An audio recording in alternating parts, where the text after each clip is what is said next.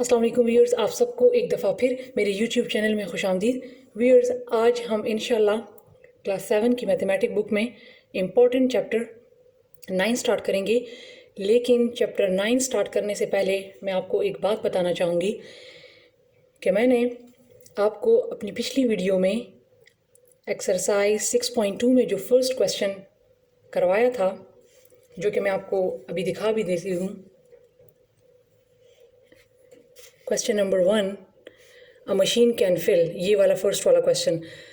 बहुत सारे मुझे कमेंट्स में भी लोगों ने कहा और मैसेजेस भी आए कि इसका क्वेश्चन जो है, इस क्वेश्चन का आंसर जो है वो 20 आवर्स आता है, 120 आवर्स नहीं आता।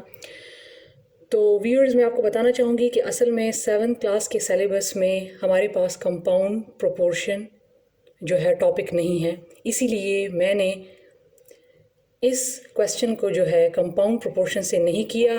मैंने उस क्वेश्चन में 6 जो यहाँ पर 6 मशीन दिए हैं, मैंने उसको इग्नोर कर दिया था क्योंकि इस सिलेबस में कंपाउंड प्रोपोर्शन दिया नहीं है। अब यहाँ पर मैं जो बात बताने जा रही हूँ, फॉर एग्ज़ाम्पल अगर आपको टेस्ट बनाने वाले पे ये डिपेंड करता है कि वो अगर ये क्वेश्चन दे देता है तो आपको, अगर वो MCQ में दे दे या 120 की जगह 20 दे दे, तो फिर आप लोग कंफ्यूज हो जाएंगे कि इसका आंसर तो 120 आ रहा था, यहाँ पर 20 है। तो फिर टेस्ट बनाने वाले ने माइंड में इसको कंपाउंड प्रोपोर्शन से सॉल्व किया होगा, ठीक है। तो मैं इसीलिए इस क्वेश्चन को कंपाउंड प्रोपोर्शन के मेथड से भी करवा देती हूँ और उसका जो आंसर 20 आता है, ताकि आपको वो भी क्लियर हो जाए। तो अगर MCQ में 120 आया ऑप्शन में तो आप 120 टिक करें, अगर 20 आया तो फिर आप 20 को टिक करें, और अगर दोनों आ गए तो लिहाजा फिर आप 20 ही के साथ जाएं। तो इस क्वेश्चन को, क्योंकि बहुत सारे लोगों ने कहा कि ये कंपाउंड प्रोपोर्शन वाला क्वेश्चन है, तो लिहाजा मैं इस क्वेश्चन को उस तरीके से भी कर देती हूँ ताकि आपको क्लियर हो जाए। तो चलते हैं अपने क्वेश्चन की तरफ। हमारे पास क्वेश्चन था कि A machine can fill 300 bottles in 4 hours. How much time will be required for 6 such machines to fill 9,000 bottle? कि एक मशीन जो है 4 घंटे में 300 बॉटल्स फिल करती है, तो कितना टाइम लगेगा अगर 6 मशीन जो है वो 9,000 बॉटल्स फिल करें। तो इस क्वेश्चन को हम दूसरे तरीके से भी कर लेते हैं ताकि हमारे पास 20 आंसर आ जाए, ठीक है। हमारे पास गिवन है कि 4 आवर्स में 300 बॉटल्स एक मशीन फिल करती है, ठीक है। तो ये 4 घंटे में 300 बॉटल फिल करती है। सबसे पहले हमने 1 आवर का मालूम करना है कि 1 मशीन 1 आवर में कितने बॉटल फिल करती है। तो हम क्या करेंगे, जब एक चीज़ को फाइंड करते हैं, 1 को फाइंड करते हैं कि हम यहाँ पर 1 आवर फाइंड कर रहे हैं, तो हम क्या करेंगे कि 300 बॉटल को हम 4 आवर पे डिवाइड कर देंगे। 4 1 टाइम 4, 4 7 टाइम 28, यहाँ पर 2 कैरी हो गए, 4 5 टाइम 20, तो हमारे पास कितने आ गए 75 बॉटल्स। तो इसका मतलब है कि 1 मशीन इन 1 आवर फिल्स 75 बॉटल्स, ठीक है। एक मशीन 1 घंटे में 75 बॉटल्स जो है वो फिल करती है। हमारे पास गिवन यहाँ पर क्या है, जिसको मैंने अपनी पिछली वीडियो में इग्नोर कर दिया था। अब जो है 6 मशीन है, क्योंकि अब मैं कंपाउंड प्रोपोर्शन के मुताबिक कर रही हूँ, तो अब मैं 6 मशीन को उसमें इंक्लूड कर दूंगी। तो हम अब देखेंगे कि 6 मशीन 1 आवर में कितने बॉटल फिल करती है। पहले हम 6 मशीन का फाइंड करते हैं। तो 6 machines in 1 hour fills, हम क्या करेंगे कि 6 को 75 से मल्टीप्लाई कर देंगे, तो हमारे पास आ जाएंगे 450 बॉटल्स। हमें पता लग गया कि 6 मशीन 1 घंटे में 450 बॉटल्स फिल करती है। लेकिन हमें तो गिवन, उन्होंने क्वेश्चन में क्या पूछा है कि कितने घंटे में 9,000 बॉटल जो है वो 6 मशीन जो है वो फिल करती है। तो हमने 6 मशीन का 1 घंटे का मालूम कर लिया। अब हम मालूम करेंगे कि वो 9,000 बॉटल कितने घंटों में फिल करती है, तो हम लिख लेंगे आवर्स required to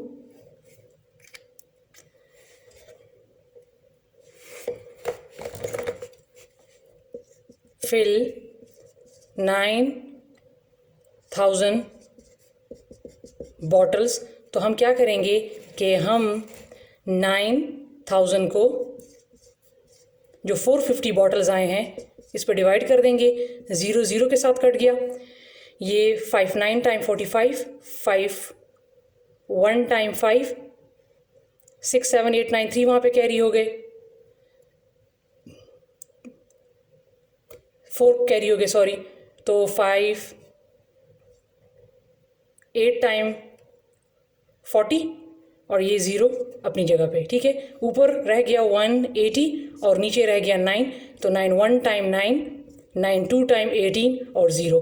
तो हम कह सकते हैं अब कि हमारे पास आवर्स कितने आ गए, 20 आवर्स। तो ये वो 20 आवर्स थे जो लोग कह रहे थे कि इसका आंसर 20 आवर आता है। तो इस क्वेश्चन को फिर इस तरीके से करना था। मैं आपको इंशाल्लाह 8th क्लास में कंपाउंड प्रोपोर्शन के बहुत डिटेल में क्वेश्चन है, तो इंशाल्लाह मैं जब 8th क्लास की बुक स्टार्ट करूँगी तो फिर मैं आपको कंपाउंड प्रोपोर्शन और भी डिटेल में समझा दूँगी। अभी ये क्वेश्चन जो है इसको मैंने ज़रा क्लियर करना था, तो ये मैंने क्लियर कर दिया, ठीक है। अब हम चलते हैं अपने 9th चैप्टर की तरफ, ठीक है।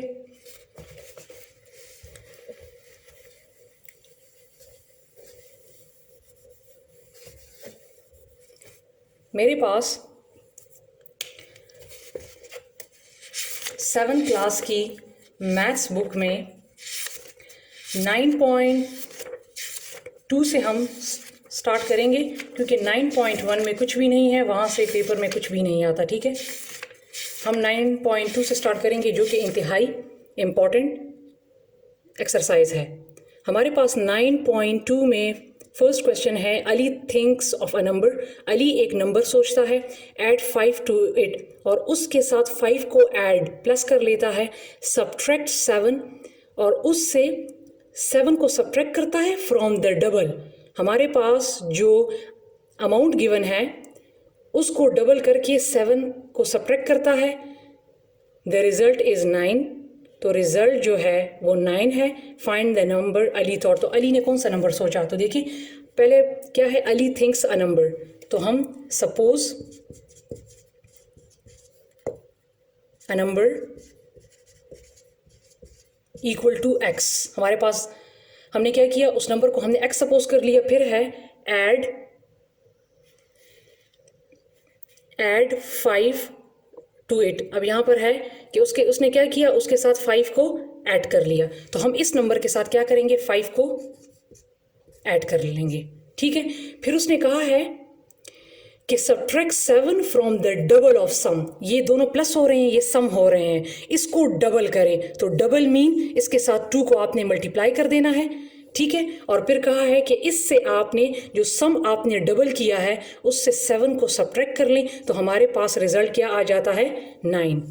अब आप क्या करेंगे, इसको मल्टीप्लाई कर लें, 2x time 2x plus 5 time 10 minus 7 equal to 9। फिर 2x अपनी जगह पे, 10 में से 7 माइनस करें तो आ जाएगा 3 इक्वल टू 9। 2x अपनी जगह पे, 9 अपनी जगह पे, ये कांस्टेंट है तो इसके लिए कांस्टेंट जाएगा, ठीक है। 2x के साथ 3 प्लस नहीं हो सकता क्योंकि ये वेरिएबल है, x वेरिएबल है और ये कांस्टेंट है। तो 3 कांस्टेंट है तो 9 के साथ ही जाएगा। तो जब प्लस 3 है उस साइड पे जाएगा तो माइनस हो जाएगा। तो 2x equal to 9 minus 3 is 6। x के साथ जो चीज़ मल्टीप्लाई हो रही है उसको यहाँ भी डिवाइड कर दें और उसको दूसरी साइड पर भी डिवाइड कर दें। तो 2 के साथ कैंसिल हो गए, 2 1 टाइम 2 एंड 2 3 टाइम 6। तो हमारे पास वो नंबर जो है वो क्या आ गया, x equal to 3। This is the answer, ठीक है। अब हम चलते हैं अपने नेक्स्ट क्वेश्चन की तरफ। हमारे पास नेक्स्ट क्वेश्चन है कि इन अ क्लास ऑफ 45 स्टूडेंट्स, एक क्लास है जिसमें 45 स्टूडेंट्स हैं, the number of the girls is 7/8 of the number of boys. Girls की जो तादाद है वो 7/8 है of the number of boys. Find the number of girls in the class. तो आपने गर्ल्स की तादाद बतानी है कि क्लास में कितनी है, ठीक है। तो हमें प्रोपोर्शन में दिया हुआ है, मीन 7/8 फ्रैक्शन में दिया हुआ है, ठीक है। तो और हमने क्या करना है, इसको सॉल्व करके बताना है कि गर्ल्स की तादाद जो है वो क्लास में कितनी है। तो चलते हैं अपने सॉल्यूशन की तरफ। इस क्वेश्चन को मैं 2 तरीक़ों से करवाऊंगी, ठीक है। आपको जो सा तरीका इजी लगे आप उसको उस तरीके से करें। हमारे पास टोटल स्टूडेंट्स कितने हैं?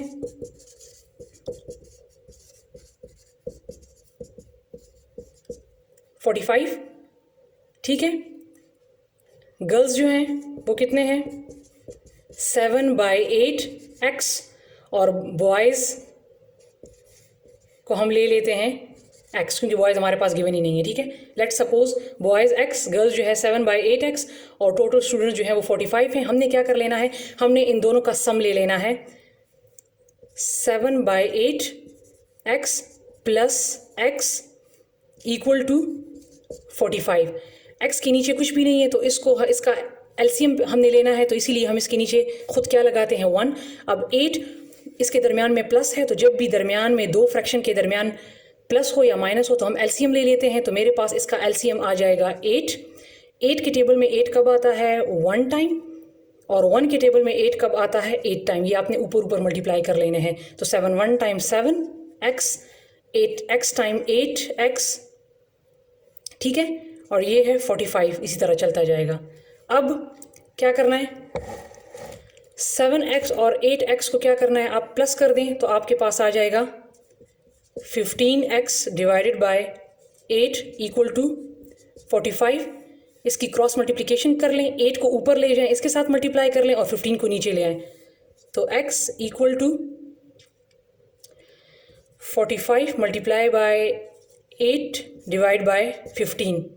तो 15 1 टाइम 15 3 टाइम क्या आ गया, 45। तो जब 8 और 3 को मल्टीप्लाई कर लें तो आपके पास आ जाएगा x इक्वल टू 24।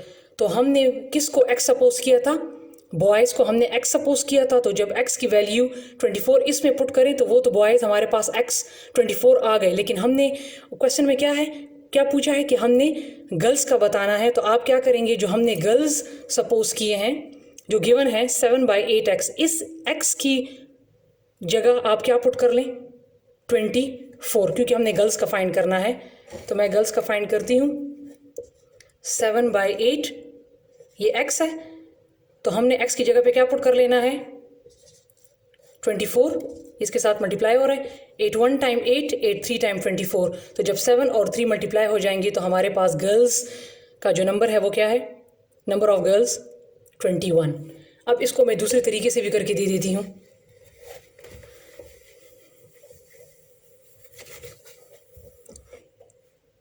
मेरे पास गिवन है 7/8, इसका मतलब है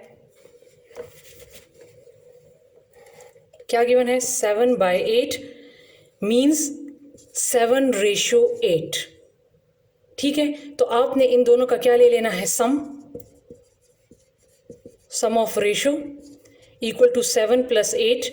तो ये हमारे पास आ गए 15, ठीक है। इसमें ये रेशो जो है ये गर्ल्स का है और ये किसका है, बॉयज़ का है। तो उन्होंने कहा कि गर्ल्स का फाइंड करना है, तो हमने क्या कर लेंगे, 7 डिवाइडेड बाय जो सम ऑफ रेशो आया 15, और टोटल स्टूडेंट्स कितने हैं, 45। तो 15 1 टाइम 15 एंड 15 3 टाइम 45। तो 7 और 3 को मल्टीप्लाई कर लें तो वही 21 आ जाएगा। अब इस तरीके से करते हैं या उस तरीके से करते हैं, दोनों का आंसर सेम ही आएगा, ठीक है व्यूअर्स। अब हम चलते हैं अपने नेक्स्ट क्वेश्चन की तरफ। हमारे पास 9.2 में थर्ड क्वेश्चन है कि a man has ₹X from which he spends ₹6. If twice of the amount left with him is ₹86, find X. हमारे पास नंबर क्या है, a man has ₹X, वो नंबर है, फॉर एग्जाम्पल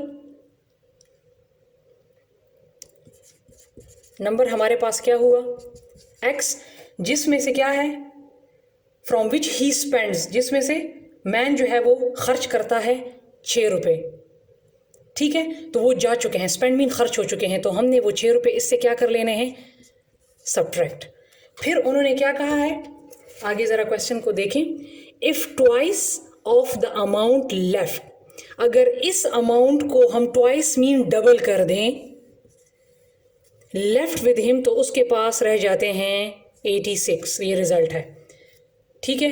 तो फाइंड एक्स, तो वो एक्स क्या है, एक्स अब फाइंड करना है, तो आप क्या कर लें, इनको मल्टीप्लाई कर लें, 2x minus two 6 time 12 equal to 86। 2x को अपनी जगह पे रखें, 86 को अपनी जगह पे रखें, माइनस 12 है, जब उस साइड पे जाएगा तो प्लस 12 हो जाएगा। तो 2x इक्वल टू 86 के साथ 12 प्लस करें तो ये आ जाएगा 98। अब 2 को यहाँ भी डिवाइड कर दें, x के साथ जो चीज़ मल्टीप्लाई होती है वो यहाँ भी डिवाइड हो जाएगी, वो यहाँ भी डिवाइड हो जाएगी, तो 2 2 से कैंसिल हो गया। 2 1 टाइम 2, 2 4 टाइम 8, एक वहाँ पे कैरी हो गया, 2 9 टाइम 18, तो वो x जो है वो हमारे पास आ गया 49, ठीक है। अब हम चलते हैं अपने नेक्स्ट क्वेश्चन की तरफ, question number 4।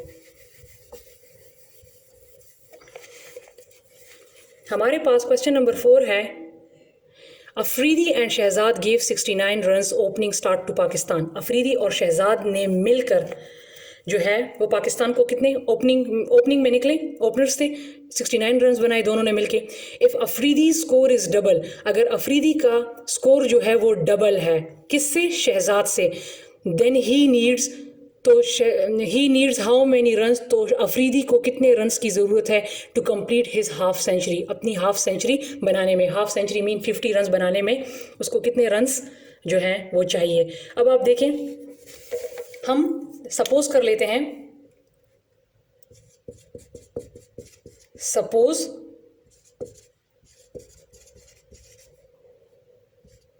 शहजाद्स run equal to कितने, x, और Afridi run equal to double है, तो डबल मीन 2 इसके साथ, इस x के साथ क्या हो जाएगा, मल्टीप्लाई। इसके जो हैं अफरीदी के जो है रन्स जो हैं वो क्या हैं, शहजाद से डबल है, तो हमने शहजाद को x सपोज किया, और अफरीदी जो है उसके रन्स डबल हैं, तो लिहाजा हमने x के साथ 2 को मल्टीप्लाई कर दिया। अब उन्होंने कहा है कि दोनों के मिला के उन्होंने कितने रन्स दिए, 69, तो इसका मतलब है कि हमने इन दोनों को क्या कर लेना है, प्लस कर लेना है, तो दोनों ने कितने बनाए हैं, 69।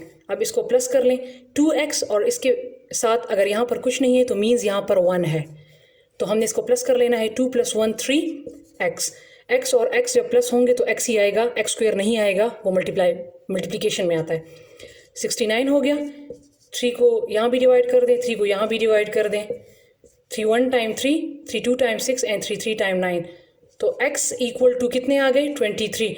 तो मैंने किसको x सपोज किया था, मैंने शहजाद को x सपोज किया था, तो इसका मतलब है कि ये 23 रन्स किसके आए हैं, शहजाद के आए हैं। अब हम इन x जो 23 आए हैं, अब हमने क्या करना है, अफरीदी के जो रन्स हमने सपोज किए थे अब हमने इसमें पुट कर देना है। तो हमारे पास अफरीदी के जो रन थे वो क्या थे, 2x, तो 2 अपनी जगह पे, x की वैल्यू मैं क्या पुट कर दूंगी, मैं इसमें वैल्यू पुट कर रही हूँ x की 23, तो मेरे पास अफरीदी के डबल रन्स हुए तो कितने हो गए, 46। जब शहजाद के 23 हो गए तो जब अफरीदी के डबल किए तो वो क्या हो गए, 46। अब उन्होंने कहा है कि how many runs he needs, how many runs to complete his half century, ये 46 हैं, और हाफ सेंचुरी किसके बराबर होती है, 50 के, तो उसको कितने रन्स चाहिए, तो ये 46 है, 46 से आगे 4 को काउंट कर लें तो 50 बन जाएगा। तो इसका मतलब है कि he needs 4 runs to complete half century, ठीक है। ये था हमारे पास क्वेश्चन, ठीक है। अब मैं नेक्स्ट क्वेश्चन की तरफ चलती हूँ। मेरे पास नेक्स्ट क्वेश्चन है, parameter of a rectangular playground is 32 metre. एक रेक्टेंगुलर प्लेग्राउंड है जिसका पैरामीटर 32 मीटर है and its length is 4 metre more than its breadth, और उसकी जो लेंथ है वो 4 मीटर जो है वो ज़्यादा है किससे, ब्रेथ से।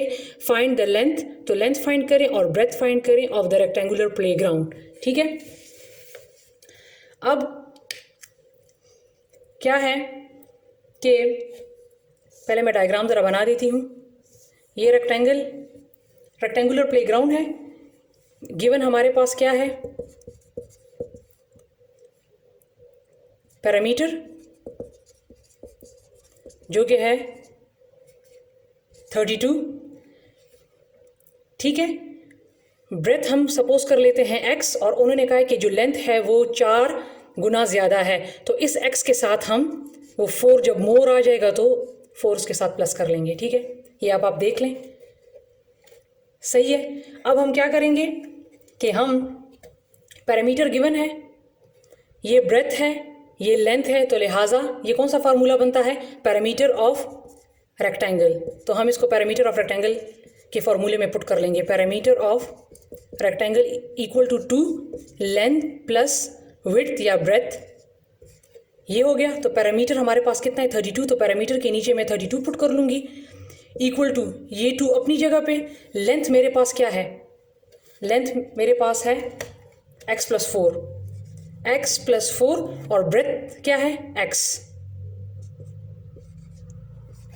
अब 2 को इन तीनों के साथ मल्टीप्लाई कर लें, 32 equal to 2x time 2x plus 4 time 8 plus 2x time 2x हो गया। 32 अपनी जगह पे, 2x प्लस 2x कितने हो गए, 4x प्लस 8 अपनी जगह पे। अब मैंने क्या करना है कि इस 8 को मैं दूसरी साइड पे ले जाऊंगी, तो ये प्लस 8 है, तो जो दूसरी साइड पे जाएगा तो माइनस हो जाएगा। 4x अपनी जगह पे, फिर 32 से 8 माइनस करें तो ये आ जाएगा 24। ठीक है, और ये आ गया 4x, तो 4 को यहाँ भी डिवाइड कर दें और 4 को यहाँ भी डिवाइड कर दें, तो 4 4 से कट गया, और 4 1 टाइम 4 एंड 4 6 टाइम 24, तो हमारे पास x क्या आ गया, 6। अब उन्होंने कहा है कि ब्रेथ फाइंड करें और लेंथ फाइंड करें, तो ये हमारे पास x की वैल्यू आ गई है 6। तो आप देख सकते हैं कि हमने किस चीज़ को x सपोज किया था, ब्रेथ को x सपोज किया था। तो इसका मतलब है कि वो जो x की वैल्यू हमें इसमें पुट कर देंगे, तो इसका मतलब है कि ब्रेथ हमारे पास कितना आ गया, 6। ठीक है, और उसी 6 को हम यहाँ लेंथ में भी पुट कर देंगे, तो ये आ जाएगा 6 प्लस 4। मैंने x की वैल्यू 6 को इसमें पुट कर दिया, तो ये हमारे पास आ जाएगा 10। तो हमारे पास क्या आ गया, ब्रेथ जो है, इसको मैं नीचे लिख देती हूँ,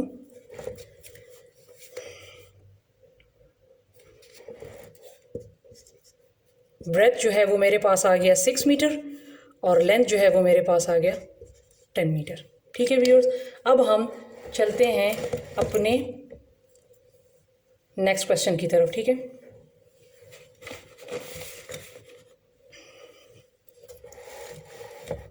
अच्छा जी, मेरे पास नेक्स्ट क्वेश्चन है, लास्ट क्वेश्चन और इंतहाई इम्पॉर्टेंट क्वेश्चन, जो कि इसी किस्म के क्वेश्चन जो हैं वो हमेशा टेस्ट में आते हैं। Age of a mother is 3 times the age of her daughter. Mother की जो एज है वो 3 टाइम्स जो है वो ज़्यादा है, 3 टाइम है the age of her daughter, बेटी से। आफ्टर 4 ईयर, 4 साल बाद, the sum of their ages, इन दोनों की एजेस अगर मिला लेंगे तो हमारे पास आ जाएगा 60 ईयर्स। तो फाइंड देयर प्रेजेंट एज। तो वो कह रहे हैं कि अभी जो प्रेजेंट एज है वो उनकी क्या है। तो अब हम इसको फाइंड करते हैं और गौर से देखें कि मैं स्टेप टू स्टेप इसको कैसे कर रही हूँ। मेरे पास क्या है, age of mother is 3 times the age of her daughter. पहले हम क्या कर लेते हैं, लेट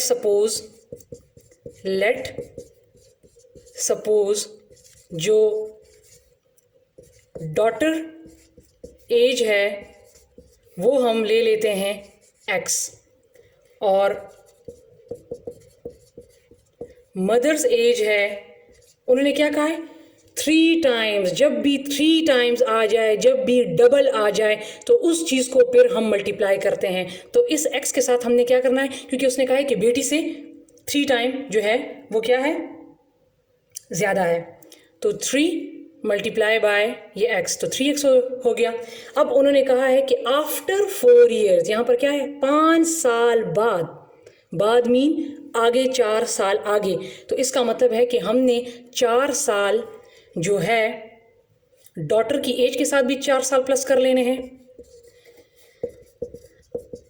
आफ्टर 4 ईयर्स, ठीक है।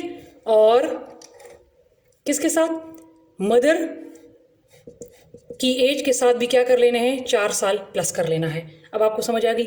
हमने डॉटर की एज सपोज की x, मदर की उन्होंने कहा है कि 3 टाइम्स जो है वो डॉटर की एज से ज़्यादा है, तो उसको मल्टीप्लाई कर दिया। फिर उन्होंने कहा है कि 4 साल बाद, तो जब भी आ जाए आफ्टर 4 ईयर, आफ्टर 5 ईयर, तो आपने उन दोनों एजेस के साथ उनको प्लस कर लेना है।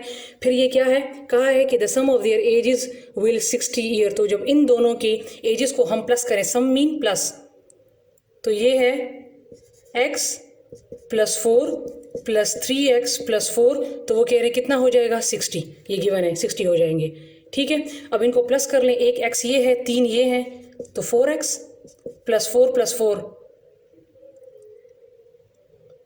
8 इक्वल टू 60। अब ये 8 उस साइड पे जाएगा, 4x इक्वल टू 60, 8 उस साइड पे जाएगा तो क्या आ जाएगा, -8, 4x इक्वल टू 52। अब 4 यहाँ भी डिवाइड कर दें और 4 को यहाँ भी डिवाइड कर दें, तो 4 4 से कैंसिल हो गए, 4 1 टाइम 4 एंड एक कैरी हो गया 4 3 टाइम 12। इसका मतलब है कि x हमारे मेरे पास क्या आया है, 13। तो मैंने x किसको सपोज किया था, मैंने x डॉटर को सपोज किया था। तो आपने इस x की वैल्यू को जब डॉटर की एज में पुट करेंगे, तो मेरे पास जो डॉटर की एज है, जो डॉटर की एज मैंने सपोज की है, डॉटर्स एज, वो मेरे पास क्या थी, x, तो मैं उस x में क्या पुट कर दूंगी, 13। तो इसका मतलब है कि जो बेटी की जो प्रेजेंट एज है वो 13 है, और मदर को हमने क्या सपोज किया था, 3x। तो अब मदर वाली एज में जो x की वैल्यू है वो पुट कर दें, 3, और x की वैल्यू मेरे पास क्या आई है, 13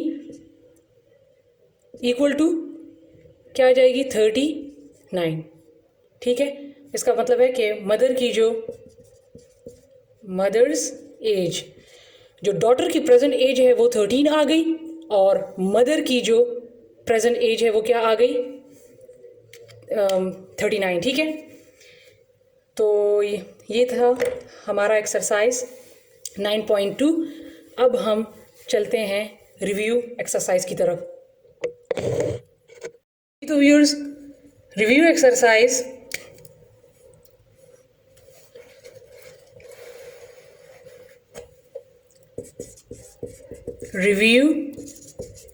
है। रिव्यू एक्सरसाइज में मेरे पास क्वेश्चन है कि पैरामीटर ऑफ स्क्वेयर्ड फील्ड, एक स्क्वेयर्ड फील्ड है, ये फाइल्ड नहीं है, फील्ड खेत, ठीक है। उसका पैरामीटर क्या है, 20 मीटर है। फाइंड द लेंथ, तो उसकी length of each side of the field, तो फील्ड के उस खेत का हर एक साइड का लेंथ फाइंड करें। तो हमारे पास पैरामीटर जो है, पैरामीटर ऑफ स्क्वायर का फॉर्मूला क्या है, ये सबसे आसान क्वेश्चन है। पैरामीटर ऑफ स्क्वायर का फॉर्मूला हमारे पास क्या है, 4 मल्टीप्लाई बाय लेंथ, ठीक है। तो पैरामीटर मेरे पास क्या गिवन है, 20, और हमने लेंथ फाइंड करनी है हर एक साइड की। तो आपने क्या करना है, लेंथ के साथ 4 क्या हो रहा है, मल्टीप्लाई। तो जब दूसरी साइड पे जाएगा, अब यहाँ पर प्लस नहीं हो रहा कि जब दूसरी साइड पे जाएगा तो माइनस हो जाएगा, ये हो रहा है मल्टीप्लाई। इस तरह कर लें, 4 यहाँ भी डिवाइड कर दें, 4 यहाँ भी डिवाइड कर दें, क्योंकि हमने लेंथ फाइंड करनी है। तो 4 को कैंसिल कर दें, 4 1 time 4 and 4 5 time 20, 5 equal to L। तो हमारे पास हर एक साइड जो है फील्ड का एक एक साइड कितने के बराबर आ गया, 5 के, ठीक है व्यूअर्स। अब हम चलते हैं अपने नेक्स्ट क्वेश्चन की तरफ। ये स्क्वायर था तो इसीलिए मैंने पैरामीटर ऑफ स्क्वायर का फार्मूला जो है लगाया है, और पिछले वाले एक्सरसाइज में रेक्टेंगुलर का था तो इसीलिए मैंने पैरामीटर ऑफ रेक्टेंगुलर का फार्मूला लगाया है। आप प्लीज़ ये फार्मूले जो हैं इनको ज़रा याद कर लें क्योंकि ये बहुत ज़रूरी हैं। इसके बाद मेरे पास नेक्स्ट क्वेश्चन है 6 कि the price of 2 tables and 3 chairs ₹340। 2 tables और 3 चेयर की जो प्राइस है दोनों की मिलाकर 340 है, बट अ टेबल कॉस्ट ₹20। लेकिन जो टेबल की जो कॉस्ट है वो 20 रुपये मोर ज़्यादा है चेयर से, देन चेयर से। Find the price of each, तो हर एक की टेबल की प्राइस भी बताएं, फाइंड करें, और चेयर की प्राइस भी फाइंड करें। पहले हम क्या करते हैं, पहले हम लिख लेते हैं कि suppose chair equal to, chair हमारे पास है, सपोज कर लेते हैं x, और जो टेबल है उन्होंने क्या कहा है, जिस तरह पिछले वाले क्वेश्चन में 4 metre more length than its breadth कहा था, यहाँ पर इन्होंने क्या कहा है कि but a table cost ₹20 more than a chair. ठीक है, 20 रुपये जो है वो चेयर से टेबल के ज़्यादा हैं। तो आपने क्या कर लेना है कि चेयर के साथ x के साथ क्या कर लेना है, 20 को ऐड कर लेना है। जिस तरह मैंने ब्रेथ के साथ x के साथ 4 मीटर को पिछले क्वेश्चन में ऐड किया था, इसी तरह मैंने क्या किया कि चेयर के साथ 20 को क्या कर लिया, चेयर मेरे पास x था और इसके साथ मैंने 20 को ऐड कर लिया क्योंकि उन्होंने कहा है कि टेबल की जो प्राइस है वो 20 रुपीज़ ज़्यादा है, ऐड कर लिया। अब वो कह रहे हैं कि इन दोनों को मिलाकर जो है प्राइस कितनी बनती है, 340, जब इन दोनों को हम मिला लें। अब यहाँ पर आप देखें टेबल्स हमारे पास कितने हैं, 2, और चेयर हमारे पास कितने हैं, 3। मैंने क्या सपोज किया है, चेयर मैंने क्या सपोज किया है, x। यहाँ पर हमारे साथ चेयर कितनी है, 3। तो आप क्या करेंगे, x को 3 को x के साथ मल्टीप्लाई कर लें। इसी तरह टेबल्स कितनी है, 2, तो मैंने जो टेबल सपोज किए हैं उसके साथ किसको मल्टीप्लाई कर लें, 2 को। ठीक है, अब कह रहे हैं कि इन दोनों को मिलाकर जो प्राइस बनती है वो 340। तो मैं क्या करूंगी कि मैं लिख लूंगी 3x + 2x + 20 इक्वल टू 340। ठीक है, अब इनको ऐड कर लें आप, 3x + 2x + 220 time 40 equal to 340। ये 3x है, ये 2x है, तो ये 5x हो गए, ये 40 हो गए, ये हो गया 340। अब 40 जो है कांस्टेंट है तो हम 340 के साइड पर ले जाएंगे तो ये माइनस हो जाएगा। 5x इक्वल टू 340 माइनस 40, तो मेरे पास क्या आ जाएगा, 5x इक्वल टू 300। 5 को यहाँ भी डिवाइड कर दें, 5 को यहाँ भी डिवाइड कर दें, तो 5 कट गए और ये आ जाएंगे 5, 6 टाइम 30 0। तो मेरे पास x आए हैं 60। मैंने x किसको सपोज किया था, अब आप ऊपर ज़रा देख लें,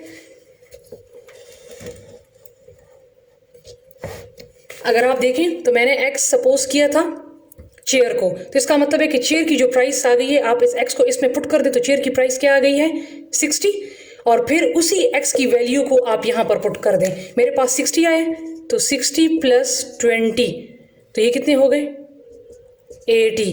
तो अब आप बता सकते हैं कि हमारे पास ये जो प्राइस आई है x इक्वल टू 60, ये चेयर की है, और हमारे पास जो टेबल की प्राइस आई है वो आई है 80 टेबल्स की। ठीक है, तो ये था हमारा क्वेश्चन। अब हम चलते हैं अपने नेक्स्ट क्वेश्चन की तरफ।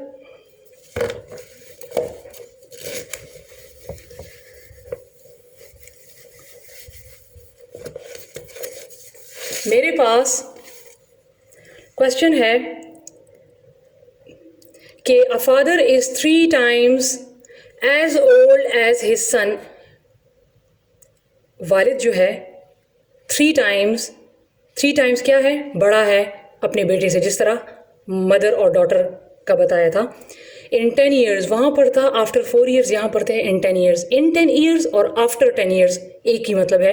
ही will be double of his son's age, तो वो अपने बेटे की एज से डबल हो जाएगा। बेटे की एज से, जब बेटे की एज को हम डबल करेंगे, ठीक है, बेटे की एज से फादर की जो एज है वो डबल हो जाएगी। इस स्टेटमेंट को गौर से ज़रा देखें कि बेटे की एज से फादर की जो एज है वो 10 साल बाद डबल हो जाएगी। ठीक है, फाइंड देयर प्रेजेंट एजेस, तो इनकी प्रेजेंट एज फाइंड करें। तो पहले हम सपोज कर लेंगे, suppose son's age equal to x और फादर्स एज जो है वो 3 टाइम्स है, तो इसका मतलब है कि x के साथ 3 को मल्टीप्लाई कर दें, 3x हो गया। फिर उन्होंने कहा है कि इन 10 ईयर्स या आफ्टर 10 ईयर्स दोनों का एक ही मतलब है। तो इन 10 ईयर्स हमने क्या करना है, इसके साथ भी 10 को प्लस कर लेना है और इसके साथ भी 10 को प्लस कर लेना है। अब यहाँ पर एक चीज़ दी है कि 10 साल बाद ही विल बी फादर की बात हो रही है, will be double of his son age, अपने बेटे की एज से उसकी एज डबल हो जाएगी, अपने बेटे की एज से। तो हमने क्या करना है कि बेटे की एज के साथ क्या करना है, 2 को मल्टीप्लाई करना है, वालिद की एज के साथ नहीं, बेटे की एज से। उसने कहा है, स्टेटमेंट को गौर से बार बार पढ़ें, बेटे की एज से क्या होगा कि जब हम बेटे की एज के साथ 2 मल्टीप्लाई करेंगे तो तब वालिद की जो एज होगी वो डबल हो जाएगी। अब इन दोनों का हम सम ले लेंगे, 2x plus 10 plus 3x plus 10, ठीक है, सॉरी यहाँ पर है इक्वल टू, ठीक है, 2x प्लस 10 ये और 3x प्लस 10 ये हो गया, ठीक है, क्योंकि हमारे पास रिजल्ट गिवन नहीं है। इसको इसके साथ मल्टीप्लाई कर लें, 2x plus 20 equal to 3x plus 10 अपनी जगह पे। अब क्या कर लेना है कि ये 3x है जो बड़ा होगा वहाँ पर छोटा इसके लिए ले जाएं, और ये 20 है इसके लिए 10 ले आए, तो 20 के लिए मैं 10 ले आती हूँ तो ये माइनस हो जाएगा, और 3x अपनी जगह पे, वहाँ मैं 2x लेकर चली जाती हूँ, ठीक है। अब 20 से 10 माइनस किया तो ये 10 आ गया, और 3x से 2x माइनस किया तो x या 1x x आ गया। हमने x किसको सपोज किया था, x एज हमने किसकी सपोज की थी, सन की। तो इसका मतलब है जब आप सन की एज में x में ये वैल्यू पुट करोगे तो इसका मतलब है कि सन्स एज इक्वल टू 10 और फादर की एज हमने क्या कंसिडर की थी, 3x। तो ये मेरे पास आ जाएगा